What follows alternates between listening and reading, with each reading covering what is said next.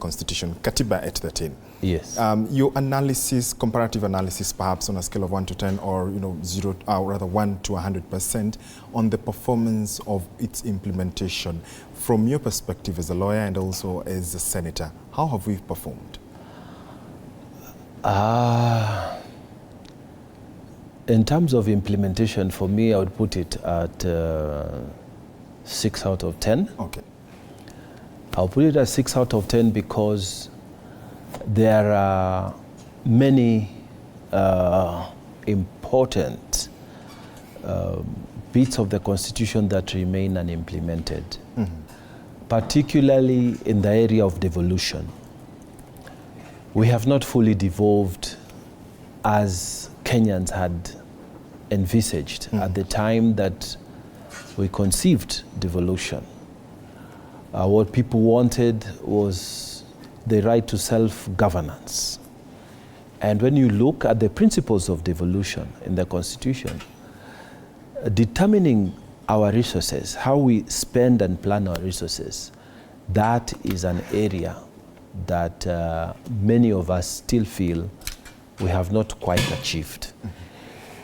And then there are other areas, like when you look at the principles of finance management, that is chapter 14 of the Constitution. Yes. A lot of us still feel that there are gaps in the way the Constitution is being implemented in that area. There are very strict principles in financial management of the country's resources as a nation. And when you hear Kenyans saying there's a debt burden, it is unsustainable. We are not seeing the direction that, being propagated on how we're going to do this, get out of the debt.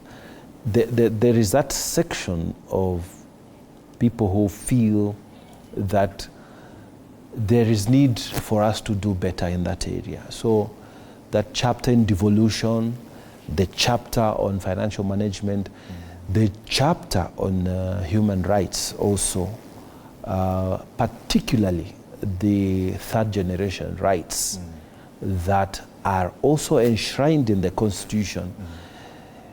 Because there's a first generation rights, when we talk about the right to life, these the normal ones, freedom from torture, freedom from, but there are these rights that say, Kenyans said that you have a right within the Constitution to proper shelter, to water, to food. It's in the Constitution. Yes. These rights are supposed to be, operationalized over time. So when we say the Constitution, in terms of its implementation, we are doing something like 6 out of 10.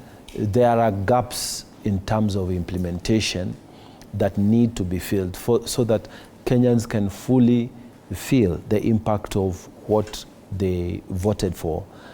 In terms of the Constitution. The Constitution is a basic document of governance. Yes. It is what you, George, Danson, and many other people agreed that as a nation, as a state, this is how we want to live. The Constitution is not ordinary law. It is in what we used to call in first year law, it's called the Grundnorm. It's the biggest law. And any other law that is inconsistent with the Grundnorm, it will be null and void to the extent of its inconsistency with the Constitution. Okay. So the Constitution is like what defines us. It's the architecture of the nation. If you go back to history, yes, we never used to have constitutions previously. The students of law will remember Thomas Hobbes, the philosopher. Thomas Hobbes say earlier on in the state of nature, it was might is right. So if you are strong, what you want becomes the law. So it was strength that determines everything. Then we went to kings, and the kings would determine everything. They were the ones who made the law, determined the amount of taxes to be collected. They determined how those laws will be implemented. Then over time, philosophers started arguing that you cannot have over-concentration of power in one person. You know, in France, they used to say, King Louis, he used to say, "L'État c'est moi," that is, the state is me, you know.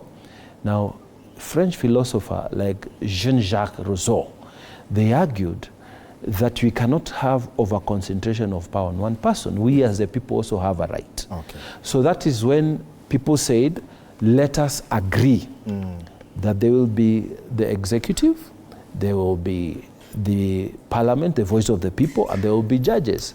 And these will be powers that will be acting to balance each other. Yeah. So this document that we created is what we said in Kenya. We have it as written. In a country like the United Kingdom, they don't have it written. But in Kenya, in the US, it's written. We said we are going to be governed like this. So have we been governed like that? No. There are gaps. So when you ask the question of implementation to any serious constitutional lawyer, they will tell you it has not been fully implemented in the last 30